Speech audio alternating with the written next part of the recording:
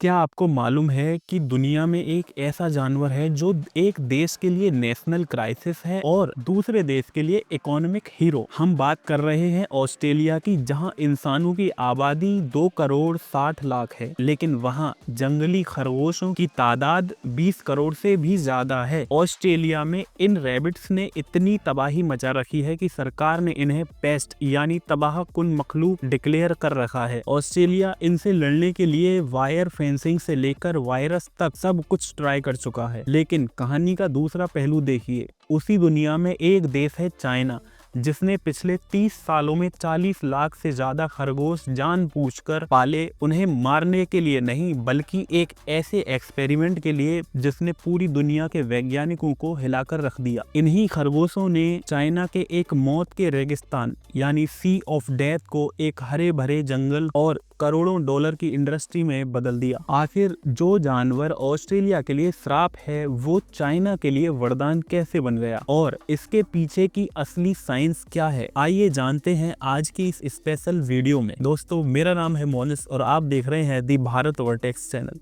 तो अगर आपने वीडियो को अभी तक लाइक नहीं किया है, चैनल को सब्सक्राइब नहीं किया, तो क्या कर रहे हो यार, जल्दी कर लो। इस कहानी की शुरुआत होती है चाइना के कुबूची डेजर्ट से। यह दुनिया का 7वां सबसे बड़ा रेगिस्तान है जो बीजिंग से सिर्फ 800 किलोमीटर दूर है। 1980 के दशक में इसे सी ऑफ डेथ यानी मौत का समंदर कहा जाता था। 18,600 स्क्वायर किलोमीटर में फैला यह रेगिस्तान जिंदा था। यह हर साल खिसक रहा था और लाखों एकड़ उपजाऊ जमीन को निगल रहा था। इसकी उड़ती रेत बीजिंग तक पहुंच जाती थी और वहां के लोगों का सांस लेना मुश्किल कर देती थी। सरकार ने दीवारें बनाई, हवाई जहाज से बीज गिराए, लेकिन कुदरत के आगे किसी की नहीं चली। तेज हवाएं सब कुछ उखाड़ फेंकती थी। लग रहा था कि कुबूची हमेशा के लिए एक बंजर रहेगा जब तक कि वहां एक आदमी की एंट्री नहीं हुई। यह कहानी है वेंग वेन बियाओ की। यह कोई एनवायरमेंटल एक्टिविस्ट नहीं थे बल्कि एक लोकल बिजनेसमैन थे जो रेगिस्तान के बीच में एक नमक की फैक्ट्री चलाते थे। वेंग की समस्या यह थी कि रेगिस्तान की रेत उस सड़क को बार बार ढक देती थी जहां से उनका नमक ट्रांसपोर्ट होता था। गाड़ियों को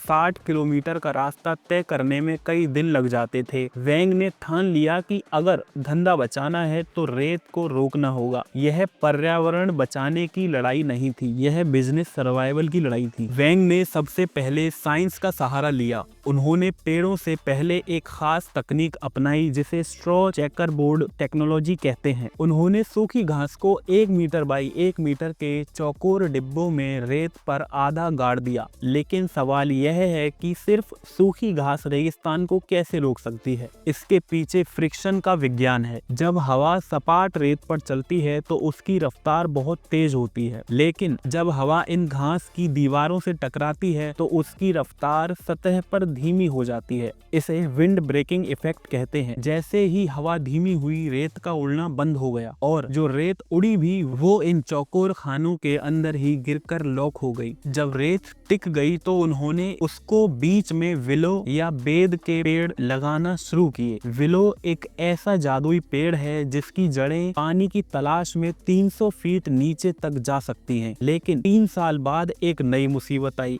विलो के पेड़ों को जिंदा रहने के लिए कटाई छटाई की सख्त जरूरत थी। अगर पेड़ की नई और निचली टहनियों को नहीं काटा जाता तो पेड़ अपनी सारी एनर्जी उन बेकार टहनियों में लगा देता और मुख्य तना सूख जाता। लाखों पेड़ों की हाथ से कटाई करना नामुमकिन था और बहुत महंगा भी। वेंग का प्रॉफिट खत्म हो रहा था। वहीं पर वेंग ने अपना मास्टर स्ट्रोक खेला। उन्होंने कुल्हाड़ी की जगह रेक्स रैबिट को काम पर रखा। अब सवाल आता है, आखिर खरगोश ही क्यों? यहाँ पर 3 बड़े वैज्ञानिक कारण काम कर रहे थे। रीजन नंबर 1, नेचुरल प्यूनर्स यानी नेचुरल कटर।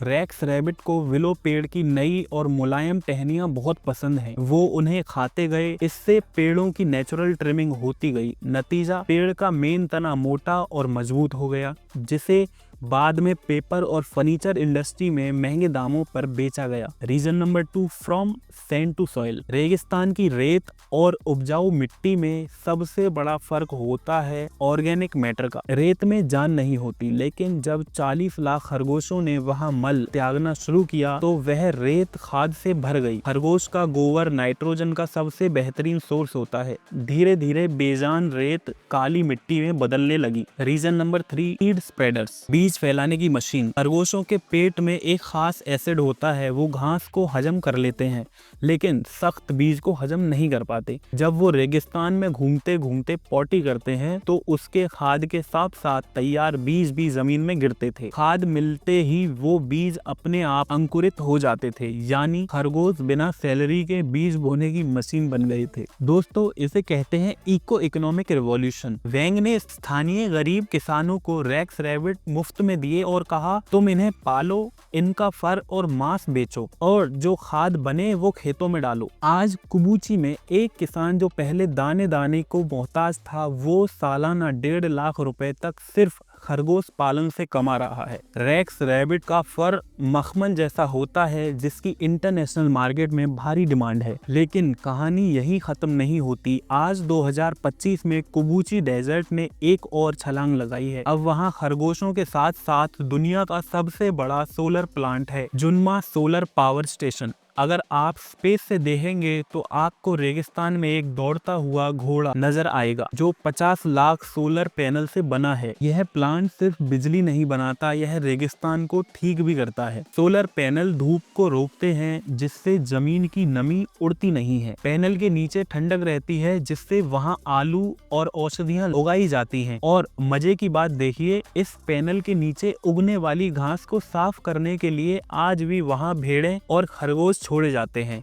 अगर घास बड़ी हो गई तो पैनल पर छांव आएगी, इसलिए जानवर घास खाकर सफाई कर्मचारी का काम करते हैं। तो दोस्तों, आखिरी और सबसे अहम सवाल, अगर खरगोश रेगिस्तान को हरा कर सकते हैं तो ऑस्ट्रेलिया में वो तबाही क्यों मचा रहे हैं? जवाब है कंट्रोल। ऑस्ट्रेलिया में 1859 में थॉमस ऑस्टिन नाम के एक ब्रिटिशर ने शिकार के मजे के लिए 24 खरगोश जंगल में खुले छोड़ दिए। यह एक बायोलॉजिकल इन्वेजन था। वहां उनका कोई शिकार नहीं था, इसलिए वो बेतहाशा बढ़े। जबकि चाइना में यह एक इंडस्ट्रियल मॉडल है। खरगोश फार्म्स में या पिंजरों में रहते हैं, उनकी ब्रीडिंग कंट्रोल की जाती है। चाइना में उन्हें कुदरत के भरोसे नहीं छोड़ा जाता, बल्कि उन्हें एक टूल की तरह इस्तेमाल किया जाता है। कुबूची डेजर्ट का मॉडल हमें सिखाता है कि अगर इंसान और कुदरत मिलकर काम करें तो मौत के समंदर को भी जिंदगी के बगीचे में बदला जा सकता है। आज भारत के पास भी थार रेगिस्तान है।